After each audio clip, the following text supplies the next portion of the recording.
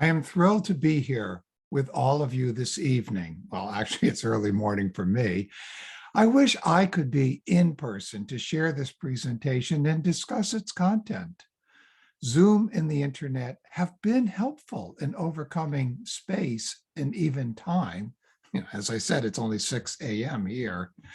As Martin mentioned, I helped to found the Anthroposophical organization MISTEC.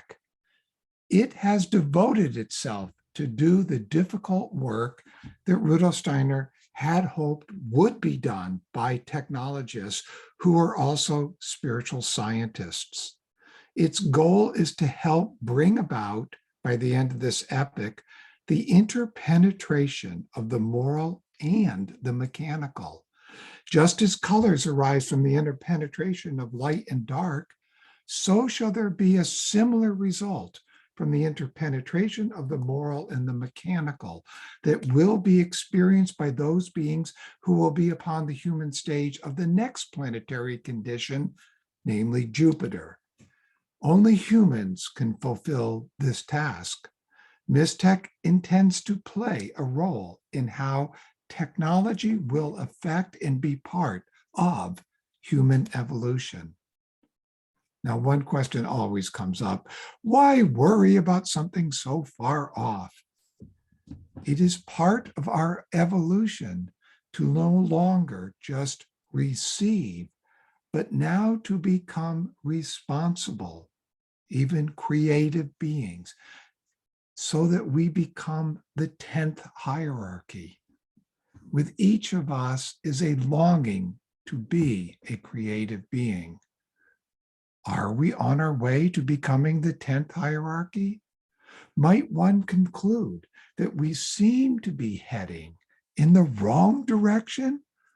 Tonight we'll answer, how does evolution take place? How do we evaluate what is progress and moving us in the right direction? For this, we will rely on spiritual science and the findings of Rudolf Steiner. So let's get the long-term overview done so that we can focus in on our times. From Steiner's occult science, we learned that evolution has long existed with prior planetary conditions.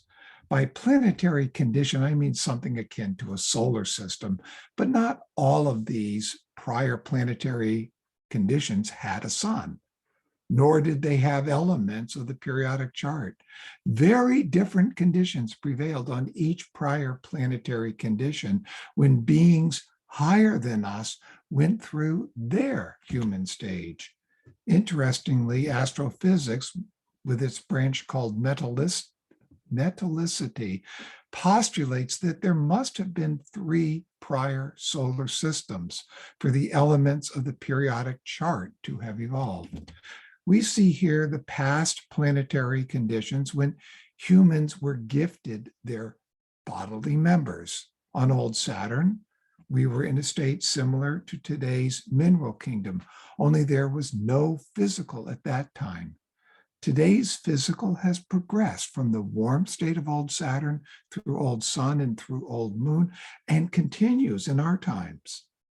The progression from warmth to air to liquid did not become solid until the middle of what's called the Atlantean period. Our physical body was first bequeathed to us as the warmth element upon old Saturn. We got our etheric body during old Sun and our astral body during old Moon. Only upon Earth did we receive our ego. Receiving these is the first thing. Developing them must follow. On each of these prior planetary conditions, there was a human stage. For example, on old Saturn, the beings who are now the archive were upon the human stage. Of course, they looked nothing like us, nor did their environment have anything but warmth. At that time, we were the material with which those on the human stage made their tools and machines. The first half of Earth evolution carries the esoteric name Mars. The second half carries the name Mercury. The future planetary conditions are therefore called Jupiter and Venus, thereby completing the days of the week. Then the last planetary condition is called Vulcan, which is the Latin name for the god of technology. So the next planetary condition, Jupiter, will be followed by two more. Three higher states for humanity, the Sanskrit names are Manas, Buddhi, and Atman, will then be developed. These are but seeds within us now. While we work upon Manas in the fifth epoch, we'll work upon Buddhi in the sixth epoch and Atman upon the seventh and last epoch. These will only come into their own, however, on these three future planetary conditions as shown, not during Earth evolution. Jupiter will be constructed out of what was once within our bodies. Even what we have exhaled from our body will become building blocks of Jupiter. All of what was given to us, our astral, our etheric, and our physical, will be so worked upon that they may be left behind. Left behind. The ego transforms the astral into Manas, and the etheric into Buddhi, and lastly, the physical into Atman. But there's a problem here. We will no longer have our own physical body, even by the time of the sixth epoch of Earth. What do we transform then if we don't have a physical body? Well, like the Archai who are working on Atman now, we also will complete our work on the physical using the quite different conditions that will exist upon Vulcan. What we were gifted during old Saturn is what will become Atman when we change it. Steiner has called this our phantom body. Now, each planetary condition is composed of 7 epochs. Here we see the first 4. The first 3 of these 4 epochs recapitulated a prior planetary condition. In these recapitulations, the 4 elements and ethers were added to our constitution as evolution progressed. Cosmic events coincided with each of these. The Atlantean epoch was our first epoch that was fully earthly and not a recapitulation. In the middle of that epoch, we stepped out of the watery element onto land for the first time. Once upon the earth element, then sexual procreation could begin. Before this, humans were androgynous. The future epochs will mirror and complete those spiritual impulses that were received in these first 3 epochs. The current and future 2 epochs will preview or foreshadow the conditions of the future planetary conditions of Jupiter, Venus, and Vulcan. In our current 5th epoch, thus, those who will be upon the human stage of Jupiter are now among us, not in the physical, but in our subconscious. They come from below, so they have had to pass through Ahriman's realm. Thus, they have an Ahrimanic coloring to their nature. We will be to them on Jupiter what the angels are to us today. Steiner drew an evolutionary path like this. The lowest point designates when we attained clear day consciousness. In pre-Lemurian times, the human being had a dull clairvoyance. At that time, human beings were closer to God than today. Then they acquired day consciousness. Human beings will take that consciousness with them in the course of their further evolution when they again approach God and become clairvoyant. Every point on the descending line corresponds to a point on the ascending line. Each spiritual impulse during the descent has its completion at the appropriate time during the ascent. Here you see in blue the intended path of our evolution. We would have been beings that circulated around the earth, but because of Eden, we fell to the black curve. Now we are approaching, and it has already begun, when we, out of freedom, decide our own future. We have a choice to follow the path Christ is showing us or to remain with the physical and thereby experience a second fall. We do not have time to explain this path of Christ or even what is meant by the Christ, but I think you as in this audience know what I mean. This is not meant to be a religious proclamation. We could also use the expression, my higher I am. For Christ, if one's own religious upbringing objects to the word Christ, then we can say, my higher I am. Now, the gesture in era of Abel, which was one of accepting all that God gives us and desiring nothing else, that's over. The time of Cain is upon us. We are becoming the offspring of Hiram Abiff, spoken of in the temple legend. When we look at the possible pictures of the future, we feel dread in our souls about putting humans, as we are currently constituted, in charge of creation. We know too well how easily we give in to temptations, how weak we are in our moral fortitude. Maybe we should go back to a simpler lifestyle without technology. If we did, according to Steiner, we would be giving up our potential to become the 10th hierarchy. Whenever Steiner spoke about technology and its frightful future, he also added that we should not seek to avoid it. Rather, we should seek for the counterbalances and the strengthening that allows us to get through the coming difficult periods. So, is it possible to evolve with technology in a healthy and meaningful way? What is the role, the cosmic role for technology in our human and earthly evolution? To answer this, we will need to examine how spiritual science views evolution. When we look at possible pictures of the future, we feel a dread in our souls about putting humans, as we are currently constituted, in charge of creation. We know too well how easily we give in to temptations, how weak we are in our moral fortitude. Maybe we should go back to a simpler lifestyle without technology. If we did, according to Steiner, we'd be giving up our potential to become the 10th hierarchy.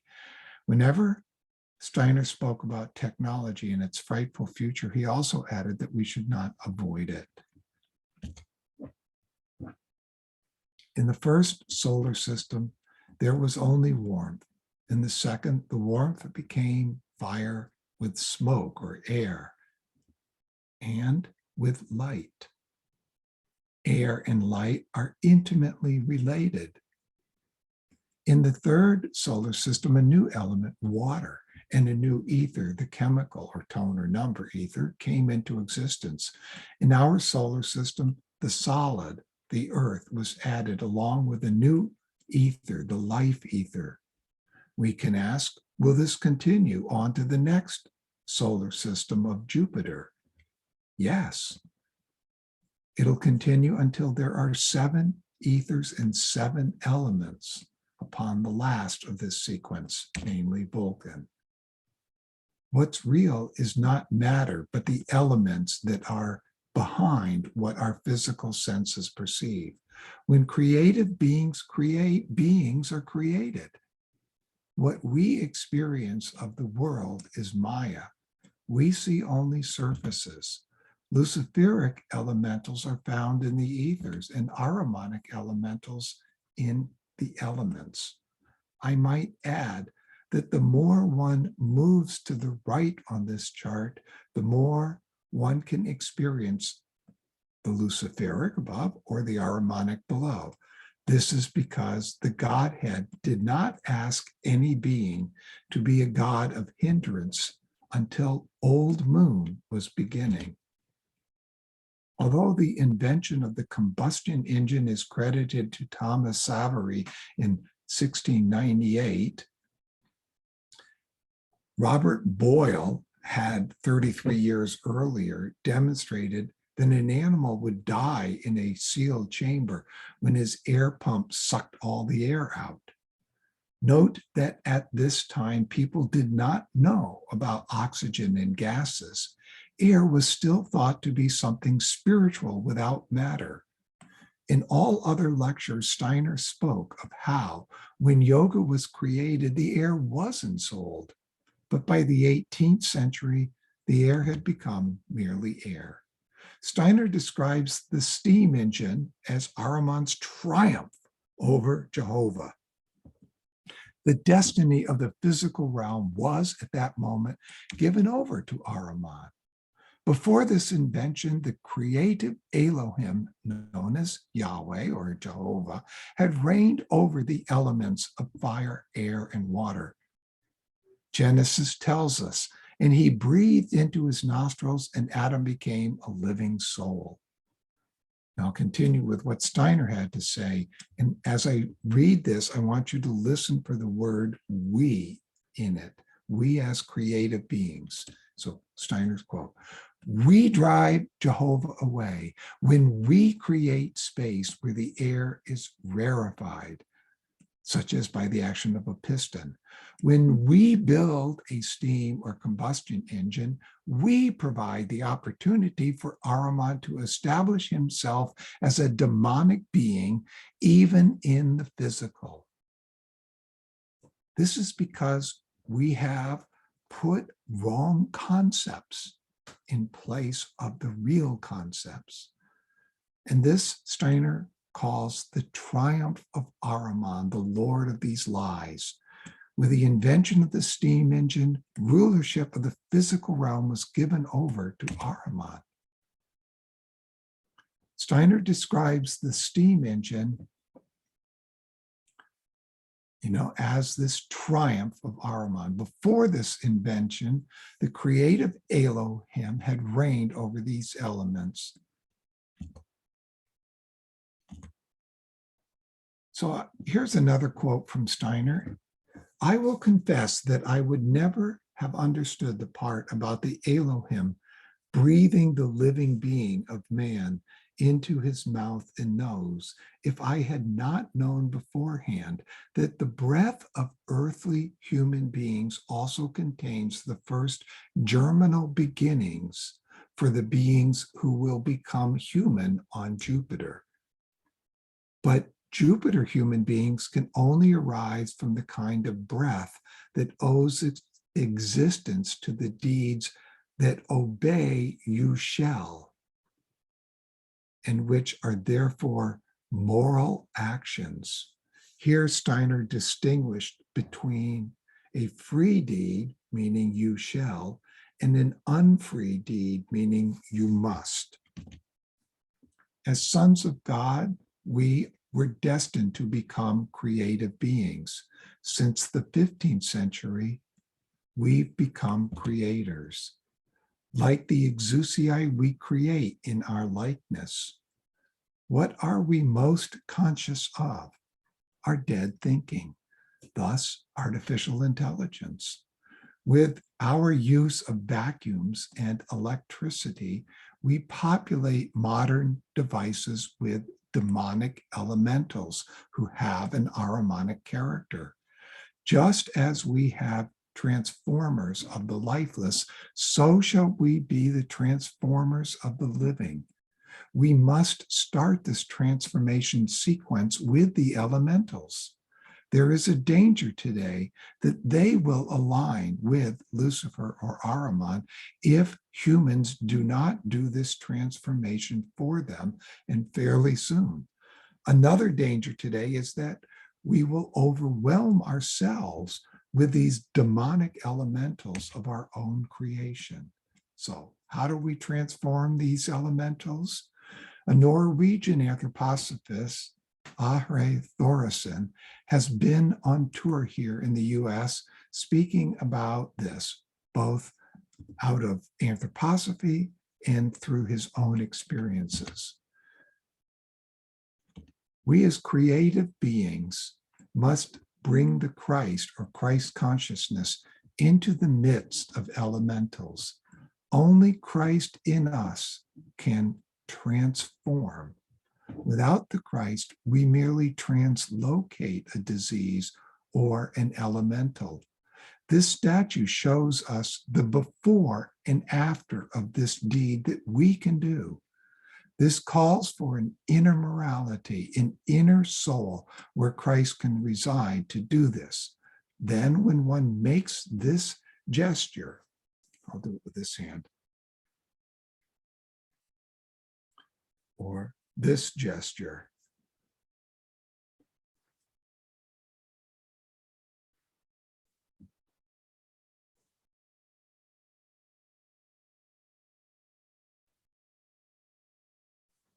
so when one makes this gesture in his name, one brings the Christ into their midst.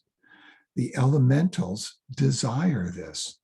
The gesture to separate Lucifer and Ahriman can be done even with the fingers of one hand, as shown in the statue, where his hands are like this and a little bit bent.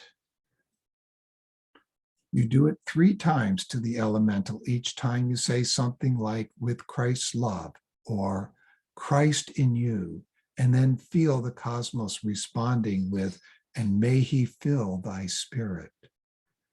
De-demonizing is Christianizing. We do this not only to the elementals, but more importantly, to our processes of research and development. We can make technology that does not destroy.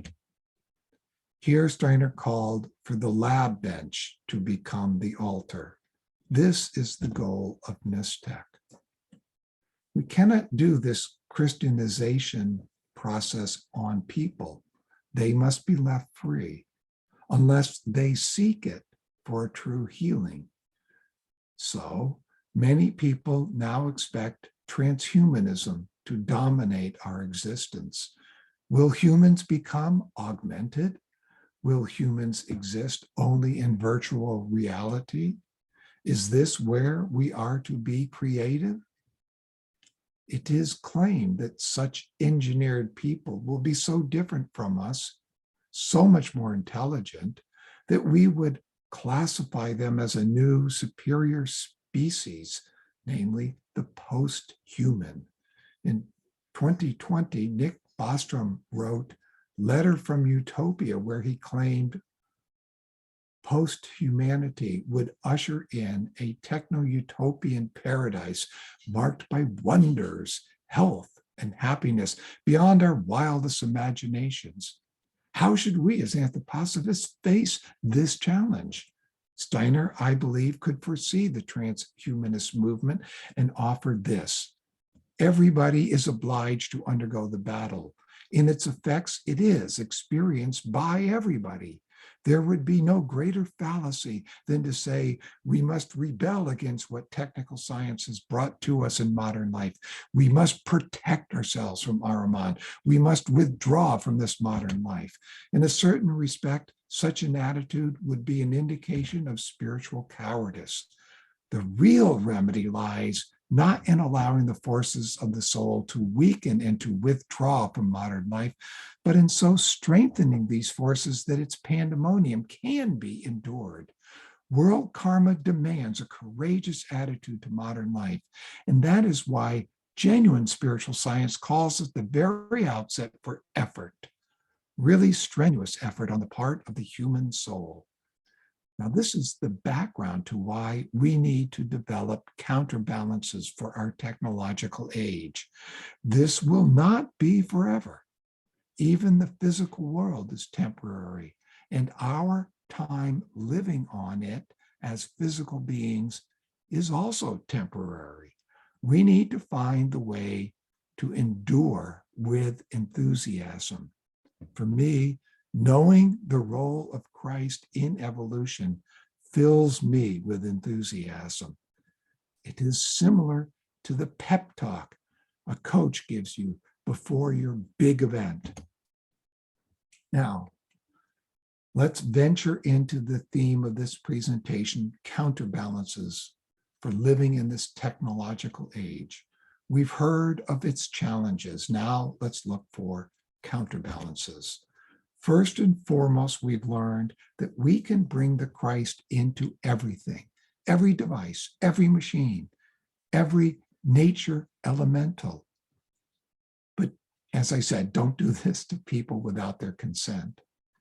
Through this, we Christianize the lifeless. In a way, this is what is meant by practicing spiritual science. But this also means learning this language so that one can speak with spiritual beings. For example, the Vulcan beings. All this is actually exercising our being in supernature. Steiner called for us in his last letter to balance what we do in subnature with exercises and deeds in supernature. Movement is important, for we sit or stand in front of screens far too much. Walk every day at the same time in the sunlight for an hour. Do eurythmy, even if you're doing it online. Sing that, in a choir. Do gardening. And do sports and outdoor activities, especially your children. 2 hours a day for them, and especially in the winter months. So to the question, why are there not more people today able to experience the spiritual world? Steiner replied, it is an issue of nutrition. Maybe a biodynamic farmer knows and lives by this. What we eat should be ether rich. If you are working in front of a computer screen, then every 20 minutes, look out a window at nature that is at least 20 meters away and look for at least 20 seconds before returning to your screen. I hear and believe that storytelling and other new arts that build one's imagination are also very helpful. And lastly, what we'll spend this session on, breathing in supernature. Designing counterbalances specifically for one's doppelganger will involve more. These are not meant as protection from your double, but how to stay strong in your throne of awake consciousness. You have both a luciferic double and an harmonic double, and these must be kept in balance. Your harmonic double has been with you for many thousands of years. This double is responsible for how your senses and bodily functions work with the mineral kingdom. This double joins your soul in your body before birth, but it cannot endure going through death, so it leaves you just before you die.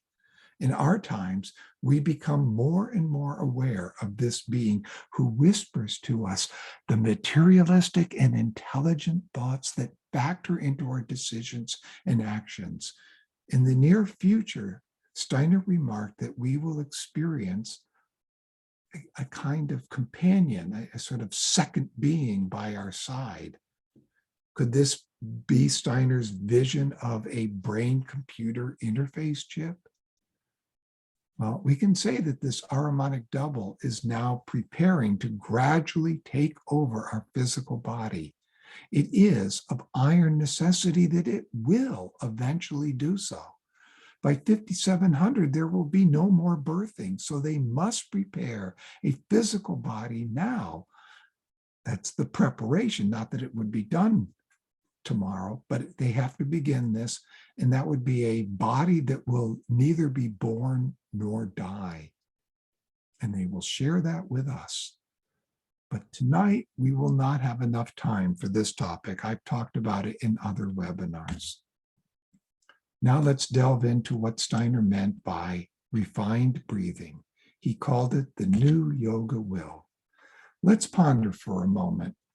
Jehovah breathed breath into man, and he became a living soul from Genesis 2, verse 7.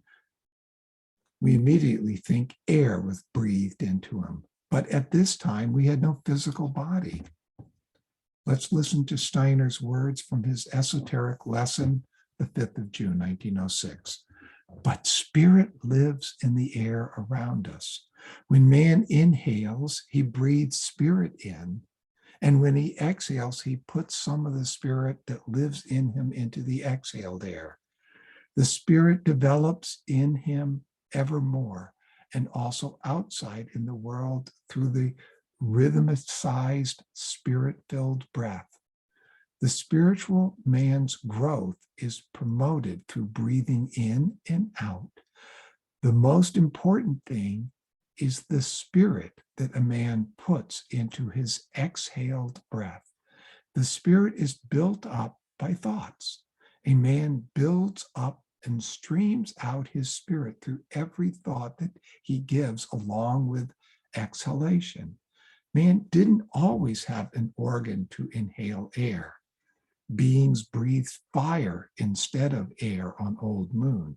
Just as we breathe oxygen in and out, so they breathed fire in and cold out.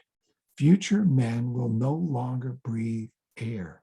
Just as man prepares his warmth by feeding his warmth organ, the heart, with blood circulation through air streaming in from outside, so he will later have an inner air organ through which his organism will be supplied with what we now take in from the atmosphere.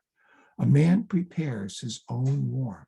That on Old Moon had been directly sucked in from the environment by the beings there. A man will be able to elaborate the used up air in his interior. Later on, he'll no longer live in the outer air. On Jupiter, he'll live in light and inhale light, just as we inhale air now and inhaled warmth on Old Moon. With this breath, we became sentient. Humanity evolved from a plant-like existence to one with a soul that could develop thinking. Thinking itself has since evolved. In its first stage, humans thought in the realm of the ego, where we perceived other spiritual beings. Later, thinking descended to the astral realm, where we were inspired by spiritual beings. Later still, thinking descended into the etheric, where we were given imaginations by spiritual beings. In the 15th century, thinking arrived at the dead physical, thereby enabling dead thinking. Now the time has come for thinking and for breathing to ascend. Steps of ascension are steps into the supersensible. Such steps counterbalance our steps into sub-nature.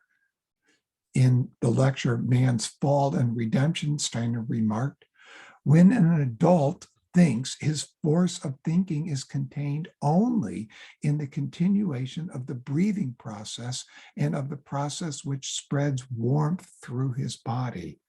Next, Steiner enlarged this understanding of thinking and breathing. He calls the head and lung as originating from the same impulse. The lung formation is a metamorphosis of the head formation, only it is arrested at an earlier stage. The head advances further in regard to the same formative forces that are present in the lung, but remain there at an earlier stage. All functions of thinking, even the processing of perceptions, are nothing but breathing developed further in an upward direction. The head is an advanced respiratory organ, having moved beyond the lung stage so that it represents breathing, and instead of taking in air, takes in etheric forces through the senses. All functions of thinking, even the processing of perceptions, are nothing but breathing developed further in an upward direction. The head is an advanced respiratory organ, having moved beyond the lung stage, but it represses breathing, and instead of taking in air, takes in etheric forces through the senses. This is refined breathing. breathing of the four ethers. Internally, our in-breath mixes with blue blood in our lungs, turning the blood red with oxygen. Outside, this oxygen was dead, but now inside, now in the blood, it is etherized. It is living oxygen. Externally, our exhalation completes a cycle with the plant kingdom. And we just heard how in the future, we will move beyond that. So as our lungs fill with air, our cerebral fluid of our spinal column rises into our heads. As our lungs release their contents, the spinal fluids and pressure descend. Physically, we can say that breathing has some relationship to our nerve sense system. The rhythms of breath, blood, and cosmos also relate. It is fascinating to see that the relationship of our breathing rhythm does relate to that of the cosmos. Here's how. We take 18 breaths per minute, which is 1,080 per hour. Thus, in 24 hours, we will have taken 25,920 breaths. Interestingly, this is the same number as the time it takes the sun in years to move through the whole zodiac, 25,920 years. With this, we can grasp the meaning of us being a microcosm of the macrocosm. We also have a direct relationship of our breathing to our circulation, where a 1-to-4 ratio, or nearly so, is maintained. As one exercises, for example, to get one's heart rate up, one's breathing also adjusts. I am showing in blue text some possible avenues for further research on this. But we can say that with these rhythms, our inner connects with the outer. And this is what yoga tried to do, connect the inner with the outer. In our human evolution, there was a time when human beings directly experienced the spiritual world, but no freedom could develop in that environment. Because of Lucifer in Eden, humanity had to descend deeply into the physical, where we could experience a reality in which nothing of the spiritual world exists. All we had left was the carryover concept that a wisdom-filled spiritual world was once believed to exist. After the Atlantean catastrophe, this was more than a concept. It was the reality of the ancient Indian culture. That was the first of 7 post-Atlantean cultural ages. And so we have this progression every 2,160 years to enter a new cultural age. And in the Persian, we might say that Cain's voice was heeded. And then we come to the Egyptian post-Atlantean cultural age. And this was a time when Lucifer incarnated in China. It was a time when the spiritual world was noticeably withdrawing. No longer did one experience the spiritual world with one's awake consciousness. Dreams became the last connection as humanity entered the dark age, known in Sanskrit as Kali Yuga. Then great initiates of India developed yoga to aid humanity through this dark age. At that time, the air was still ensouled.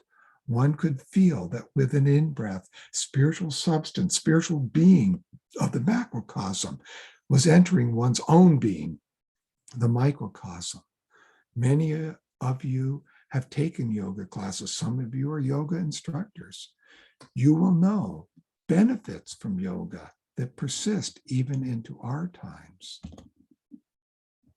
So I'm going to try to use some diagrams that Steiner used. Here you see that a diagram of the ancient Indian, and next the ancient Persian, where we went from a unity to duality. The duality, you can say, of Ahura Mazda and Ahriman, of light and dark, that and life and death, and so on. So this looks like an ellipse. And then we come to the Egyptian period, a lemniscate, where the microcosm and the macrocosm were seen to be in separate domains, but that they breathed into one another. And hence there was this midpoint, the third point. And all of these are within their previous one. We haven't lost them. We've just evolved to new consciousness.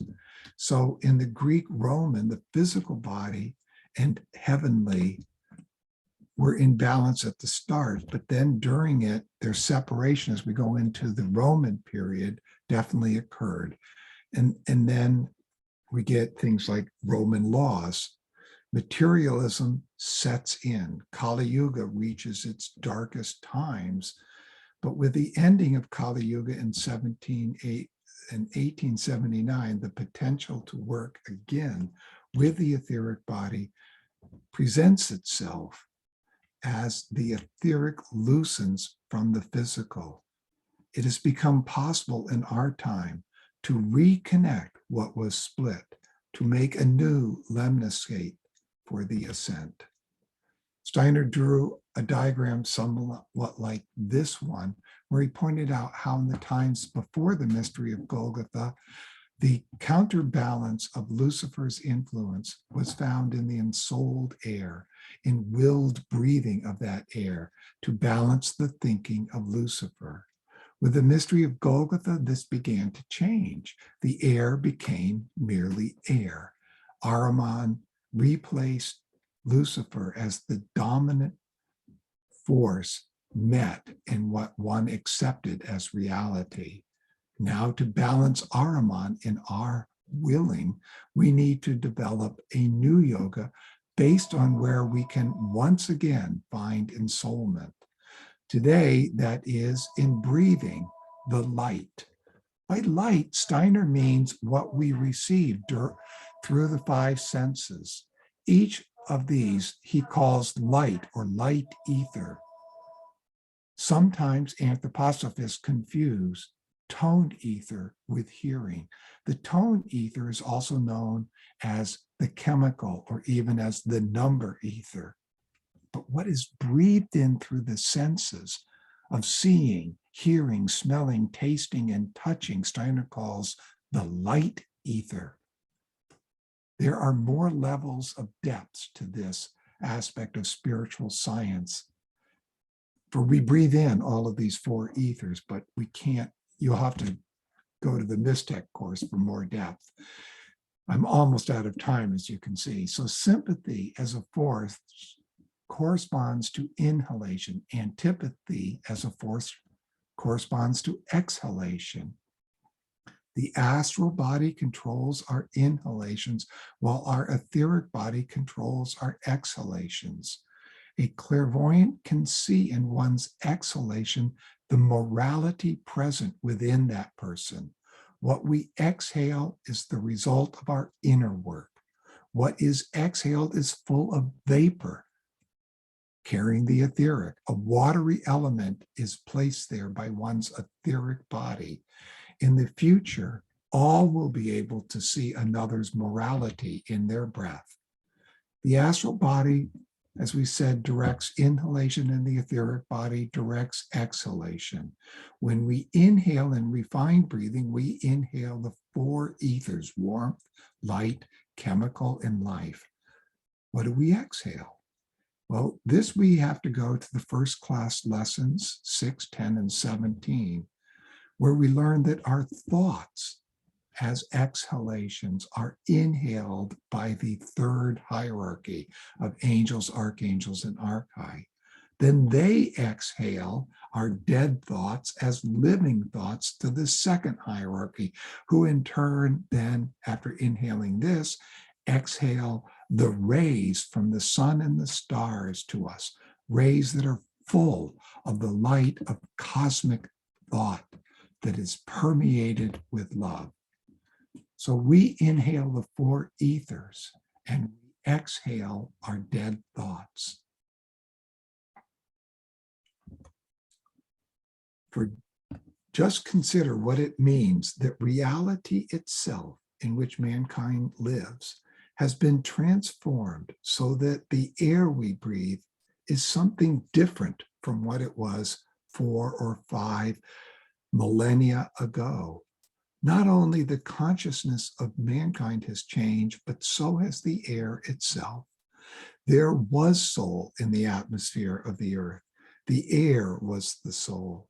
This is no longer the case today. Or rather, we should say, it is soul in a different way. The spiritual beings of elemental nature, of whom Steiner spoke about in a previous lecture, he says they penetrate into you. They can be breathed in if one practices yoga breathing today. But that which was attainable in normal breathing 3 millennia BC cannot be brought back artificially. That it may be brought back is the great illusion of the Orientals. So he says, what I am stating here describes a reality. The ensouling of the air which belongs to the human being no longer exists. And therefore, the beings of whom he spoke yesterday, and I should like to call them anti-Michaelic beings, are able to penetrate into the air and through the air into the human being. And in this way, they enter into mankind. We are only able to drive them away if we put in the place of yoga that which is the right thing for today. We must strive for this refined breathing. We can only strive for that which is the right thing for today if we become conscious of a much more subtle relation of mankind to the external world, so that in regard to our ether body, something takes place which must enter our consciousness more and more, something that is similar to the breathing process. The essential point is that through a special kind of moral and spiritual culture, the ordinary interweaving of the physical, etheric, astral, and ego will be changed. Those directions which are given for the training of the moral feelings, as also those for concentration and thinking, for anthroposophical meditation, all this makes for a loosening of the etheric body. All exercises strive after this loosening of the etheric body out of the physical. Thereby, another union between the astral body and the etheric body can be brought about. Okay, so let's review what we've heard. Humanity has descended deeply into the physical. In order to ascend, we need to loosen the etheric. In time, we will discard the physical body. Breathing air in the physical correlates to breathing the ethers in the etheric.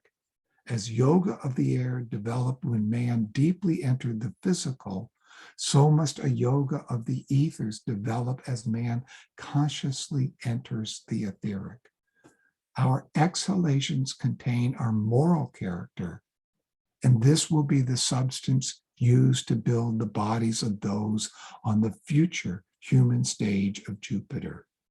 We have become already creative spiritual beings, albeit we are still unconsciously doing so. Our task going forward is to become more and more conscious of our creative willing. And so I invite you, if you wish to go into this deeper, to order this book. It's basically offered at cost. And there are study groups in which you can join others to talk about what's brought from Steiner in these. This is not me speaking in these. These are only arranged by me, but the content are lectures by Rudolf Steiner. And with that, we'll take your questions. If you have them, let's get into those now. Thank you all.